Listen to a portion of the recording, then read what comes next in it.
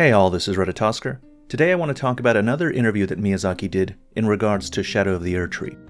I missed this one earlier because it was only released in Japanese, but it's worth covering at least some of the things he talks about here, because it reveals crucial details that weren't present in the other interviews Miyazaki did.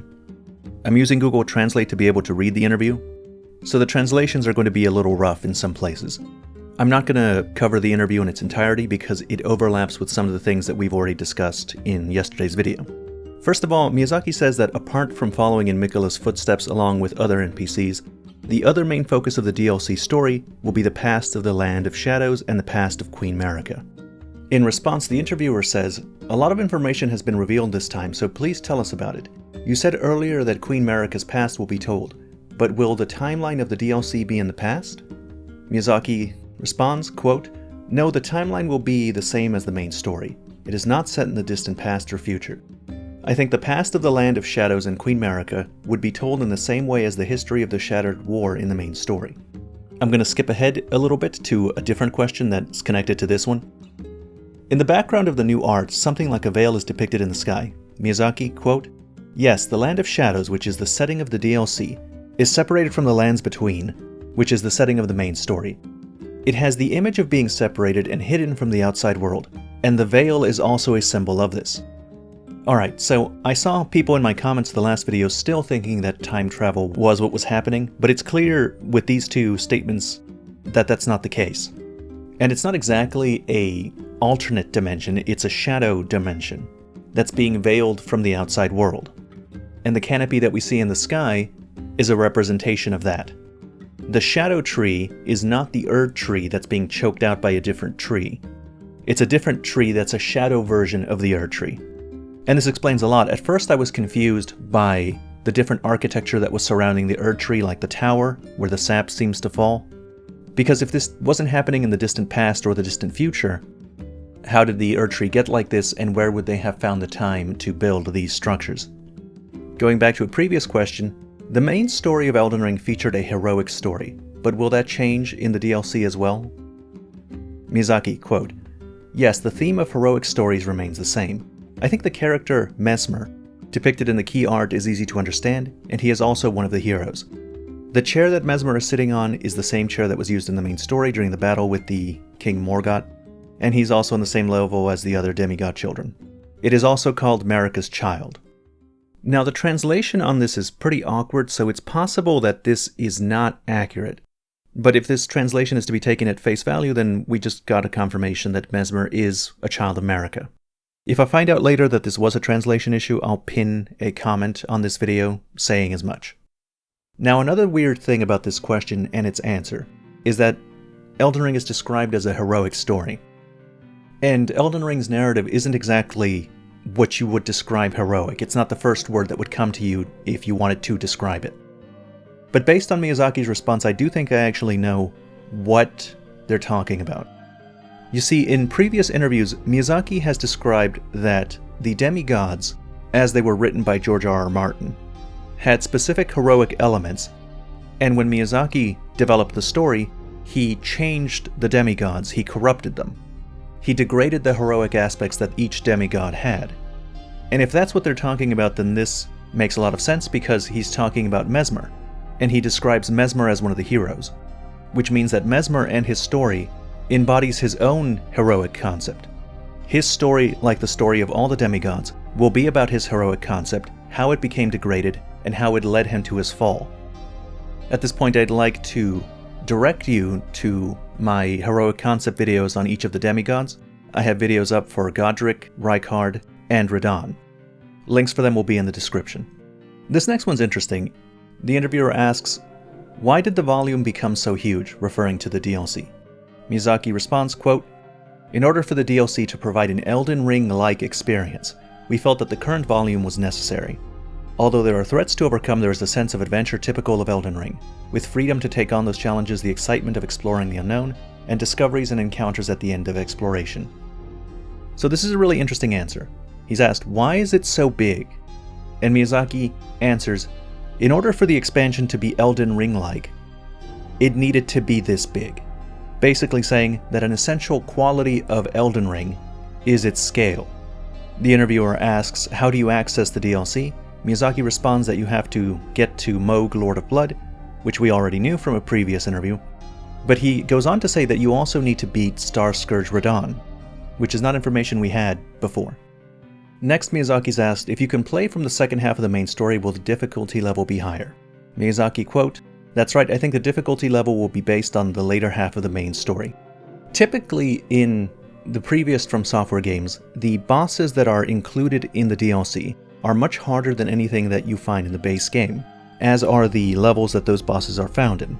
So the fact that the DLC is scaled to higher level characters is not surprising.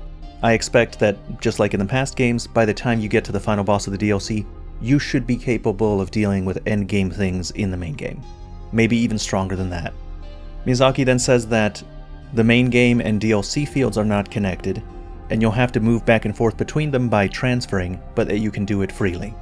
And here's an unexpected one. Will the progress of the DLC affect the ending of the main story? Miyazaki, quote, no, the progress of events in the main story will not change the content of the DLC. It's safe to assume that the DLC story will be completed within the DLC. So the DLC will not unlock an alternate ending, and the ending that you get from the DLC will be self-contained to the DLC. Which I find a little unusual. I really expected Mikula to get his own ending, similar to Ronnie, or other endings to be retroactively added to the base game. Alright, the next one is the most surprising of any of them. Are there any new elements unique to the DLC? Miyazaki, quote, level up elements limited to the DLC have been added. I think it's easy to understand if you imagine something like offensive power in Sekiro Shadow Dies Twice. But apart from the conventional levels, there is offensive power that is only effective in the DLC field.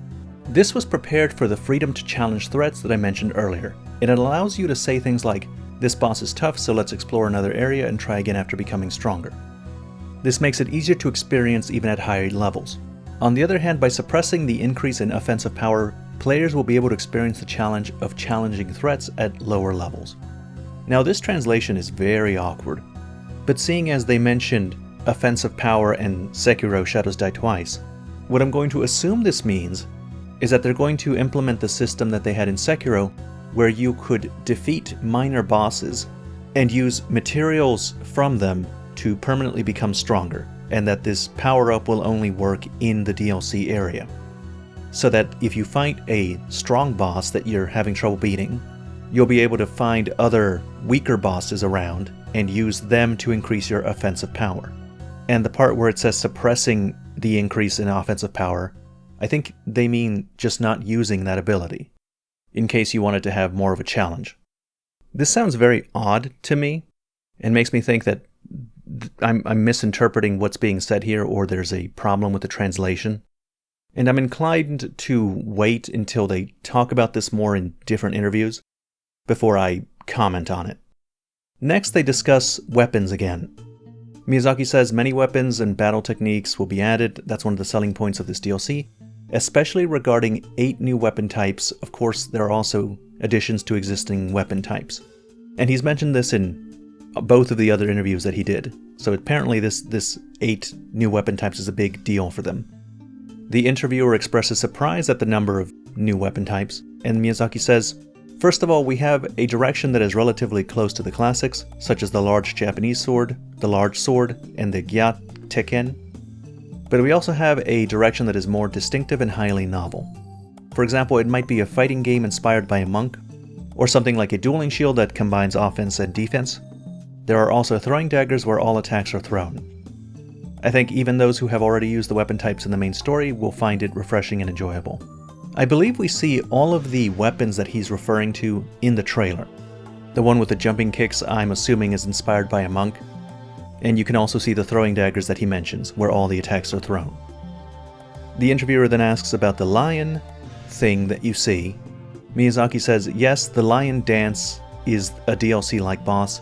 In fact, the Land of Shadows is the place where Marika became a god, and the Golden Tree was born.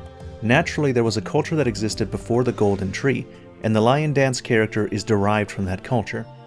So I hope you can feel the scent of a different culture, which is a little different from the main story. And that I think is incredibly cool. That is a really interesting fact to know.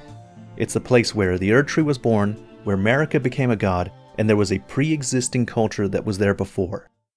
Finally, the last question the interviewer asks is, although the DLC has not yet been released, is this the end of the story for now, and when you look back on Elden Ring itself, how do you feel? Miyazaki quote, DLC development is not yet completely finished, so I can't quite put myself in that state of mind.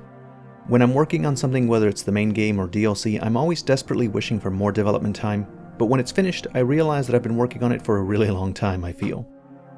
Of course, there were many hardships involved, but above all, it was really fun time. Everyone involved, including the staff on the development team, was an amazing group of people, and working with Mr. Martin was an honor and an exciting experience.